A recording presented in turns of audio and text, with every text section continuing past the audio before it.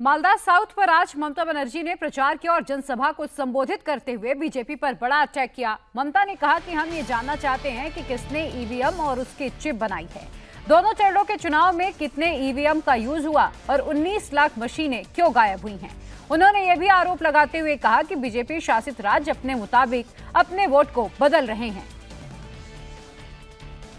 EVM machine কারা তৈরি করেছে, ईवीएम মেশিনের চিপ কারা তৈরি করেছে, এই সংখ্যাটা বাড়লো কি করে? ফার্স্ট ফেজে কি ছিল, সেকেন্ড ফেজে কি ছিল, কত ভোটার ছিল, কত মেশিন ইউজ হয়েছিল, সেটা আমরা জানতে চাই। হঠাৎ করে বেড়ে যাওয়া মানে এটা তো নয়। প্রায় 19 লক্ষের মতো ভোটার মেশিন মিসিং আছে অনেক দিন ধরে। যে বিজেপি শাসিত রাজ্যগুলো নিজের ইচ্ছা মতো লোকের ভোট পাল্টে দিয়ে নিজেদের মেশিন ঢুকিয়ে দিচ্ছেন।